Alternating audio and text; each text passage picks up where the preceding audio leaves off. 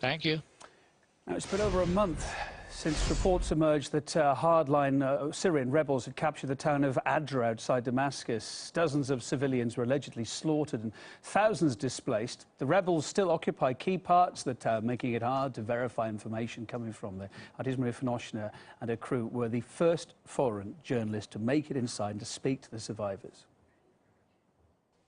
Adra is just a 20-minute drive from Damascus, but the highway runs through an area firmly under rebel control. So instead, we take a newly created path, driving through high mounds of sand and piles of old tires the army uses to shield its convoys from attacks. It may be longer, but it's a safer route. We're the first foreign TV crew to get this close to Adra after the siege began a month ago.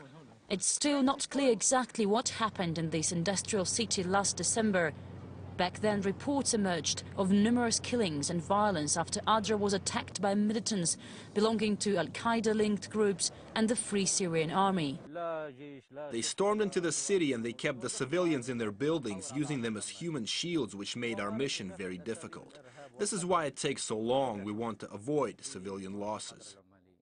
RT reported allegations that dozens of civilians had been executed, that people were beheaded and burned in ovens, and one claimed that doctors and patients were killed in a clinic. We traveled to Adra hoping to verify these reports, but there is still no way of getting into the besieged areas of the town to confirm if any of that actually happened. We got as close as the army can. There are actually two Adras, the old town, Adra al-Balad, and the workers' housing complex nearby, Adra Maliyah. Both are now besieged.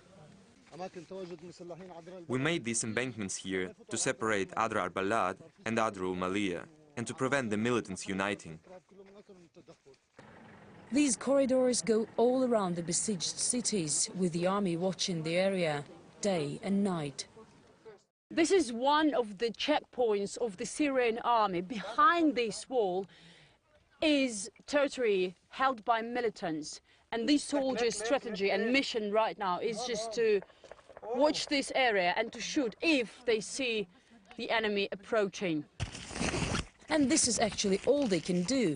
Any military operation could threaten the lives of those who remain hostage, and with no access inside, it's impossible to tell just how many there are. But luckily, most of the residents managed to escape Adra. We meet some of them 2 kilometers away. They shelter around what used to be a large cement factory. This boy tells me he doesn't go to school anymore. We're displaced because terrorists attacked the city and we had to escape. They occupy it and we cannot go there. The roads are blocked. He says his father is a government employee. This is why it was dangerous for his family to stay. We ask Ziad where they live now.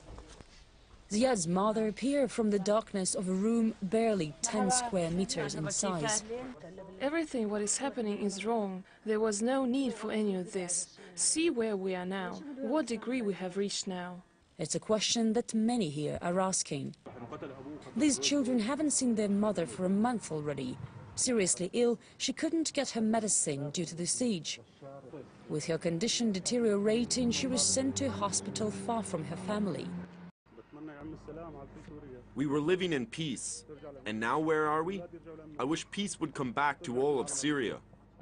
A month later, it's still not clear exactly what happened in Adra. Most of those we talked to here in this camp fled before the militants arrived, but occasionally we meet some who didn't escape so quickly. They were looking for anybody serving in the Syrian army, and I saw the bodies of the Syrian soldiers beheaded at the sewage system. We were in a group of about 20 people. They were picking us 3 at a time and killing us. I saw with my own eyes people stoned. I still see them in my nightmares. They cut drinking water and they prevented the bakery from working for us. And young children were about to die from a lack of water. And they threatened us with machine guns. Adra, once an important industrial and peaceful city, has become yet another Syrian battleground for weary forces, whose 3-year-long confrontation has left well in excess of 100,000 dead and millions displaced. And yet it's another place where no side looks able to win. And it's the ordinary Syrian people left paying the price. Marif Noshnati from Adra in Syria.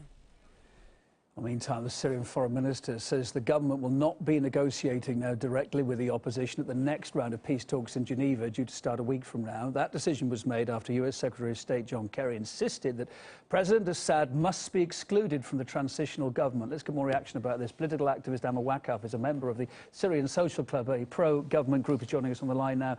Hi there.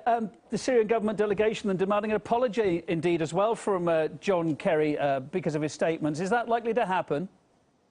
I don't think it will be happening. No, not at all. I think we also need to take into consideration that the US Congress has voted during the negotiations to arm the rebels. So there is a lot to answer for. And from the language we're hearing from the Americans, they don't seem to be, having any shame about it.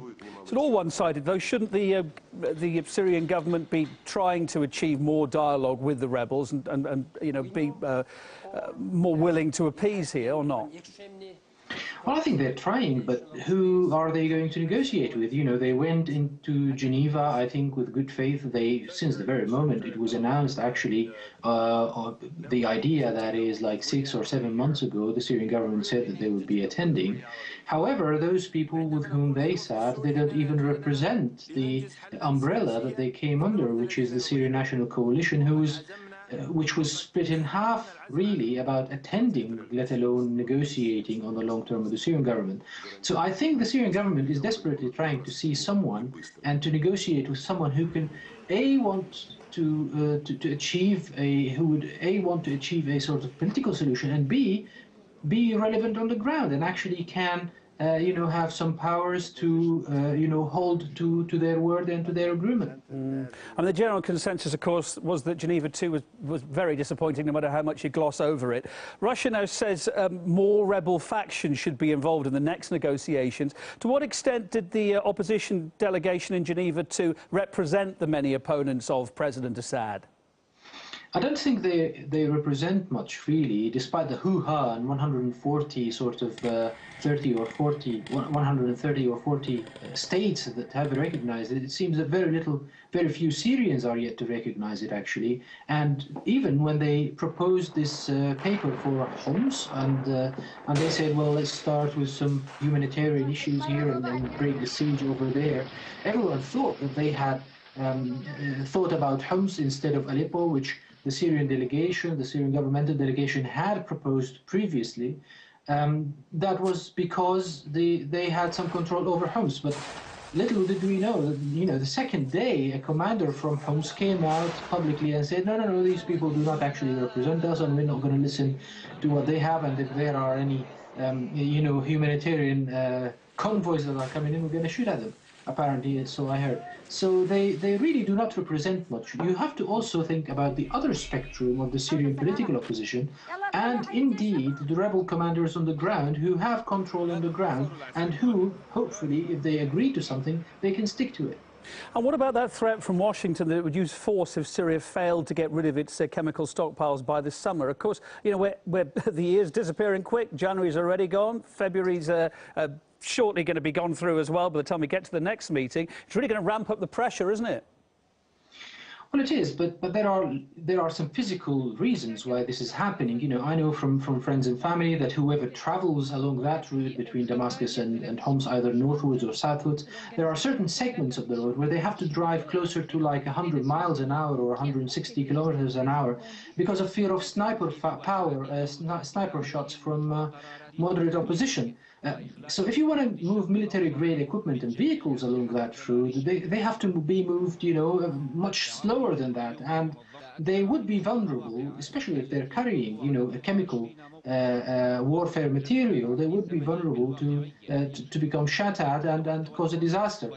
Let alone the road itself that was cut for about 3 to 4 weeks during December because of the fighting in the Qalamoun area near Nabuk, near Deir Atiyah and Qara, let alone Adra that you've just reported.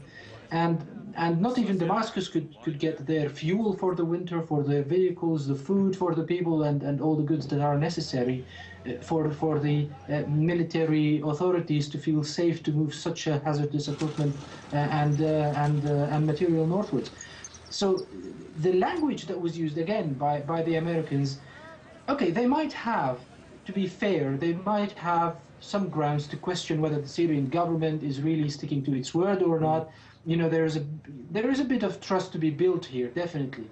But the language that was used also questions the commitment and the American position, and whether they went into this agreement in good faith or not, because they might seem to be using this agreement to punish the Syrians rather than using this agreement to get rid of the chemical warfare. So it's both sides, really. Still a very complicated picture too. Ammar, thanks for your thoughts. Ammar Waqqaf, their political activist live from London. Appreciate it. Thank you very much for the opportunity.